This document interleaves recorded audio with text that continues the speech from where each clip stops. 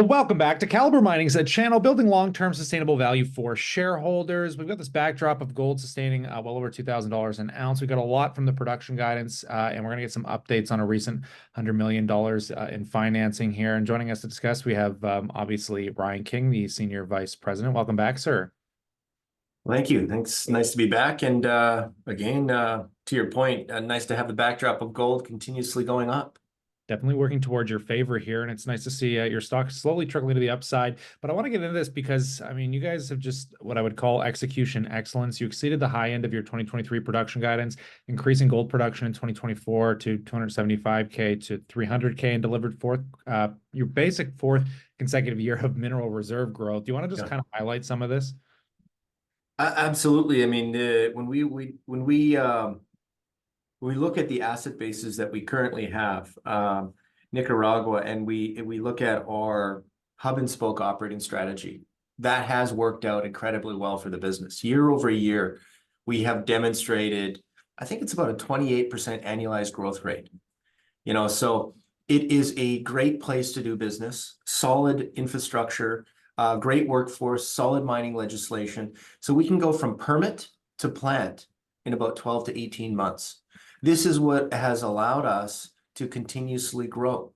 We still have 1 million tons of surplus capacity at our Libertad facility. So there's still opportunity for additional growth.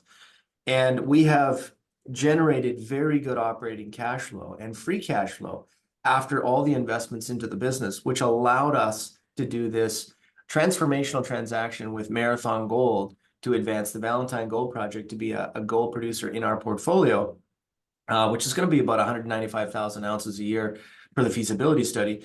And we would anticipate that being in production by H1 of 2025. So, we're essentially, 12 months away from adding, what is looking like about 195,000 ounces a year of production to the business, getting close to that mid-tier category of 450 to 500,000 ounces a year. And I believe that this transaction is going to prove to be a very accretive acquisition for us. This asset has not seen a lot of exploration. There's a lot of potential at this property. We're drilling there now, for example. But take it back to Nicaragua for a second. To your point, we ended up on the high end, 283,000 ounces of gold in 2023, record year for us. We're working through all aspects now, and as you said, 275 to 300,000 ounces is our guidance for this year. But importantly, when we got into these assets in 2019, we had about 200,000 ounces of reserves. There was 2 mills, and one site was going to be the primary factor, driving gold production for us, and the second one was going into closure. So having a very experienced CEO like Darren come in and look at the operations, who worked for Newmont for 30 years, and see what could be done. We've decoupled these things. We've de-bottlenecked Limon. We've de-orphaned some of these satellite deposits to feed into either one of these facilities. And we've been able to do all of that through operating cash flow and grow our reserves to 1.1 million ounces, as you just alluded to, the highest reserve base these assets have seen. We've produced over 700,000 ounces of gold. So the business model has worked very well. The team has been very disciplined on delivering this.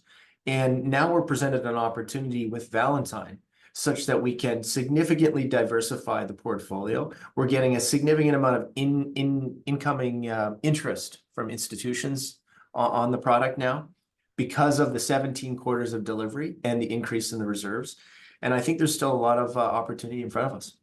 Yeah, no, this is absolutely astounding. And speaking of some of that opportunity, anecdotally, you kind of just raised $100 million. It's kind of going towards some of these projects like Limon and the Volcano Gold Deposit, where you've recently been talking about some of the intercepts kind of coming into March. Do you want to talk a little bit about how that cash is kind of getting spent on these projects? I mean, that was a pretty huge injection.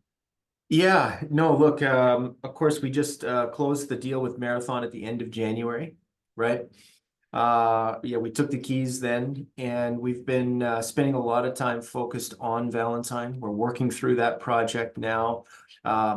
It's probably at about 60% complete with construction, right? So And we, we took that opportunity. It was a completely unsolicited bought deal financing by the Bank of Montreal, right? And our equity had been trading at a pretty decent value for, on a comparison basis on a year-to-date versus our peers. And I think the board just thought, in this environment, we don't know what's going to happen. Let's be prudent. Let's be proactive from a position of strength and take that additional capital, because we're investing across all of our assets. 130,000 meters of drilling this year across the portfolio, right? That's a significant amount of drilling for any business. But this is why we have had that continued success of replacing reserves and increasing reserves and identifying new areas. And that's what drives value for shareholders. Finding new material, whether it be just replacing or adding, particularly adding. Anytime you add to that gold base or that reserve base or resource base, it is going to increase the net asset value of the business. And so we see a tremendous opportunity because of the surplus capacity I mentioned in Nicaragua, and also because of the significant exploration potential around Valentine. It's multiple kilometers of shear strike length in front of us, some of which has never been drilled. A lot of it has never been drilled. Resources have been discovered about 6 kilometers of what is a total 64-kilometer strike length along these shears. And various geologists have come and said, this is very similar to a Timmins gold camp or a Val-d'Or gold camp. The same type of geology, orogenic gold deposit, the same type of rock type. So yeah, it's going to be very exciting, the path in front of us now that we've diversified the portfolio. We're growing in terms of graduating from a junior to a mid-tier. And so this injection of capital really allows the business to look at all of these opportunities in front of us and take advantage in this very, I would say, positive and constructive gold market environment. On that note, I'll pass it off to the viewers. If you like this news and you want to get catalysts and more news as it hits the wire, consider subscribing for those updates. But on that note, as always, we look forward to catching you in the next one.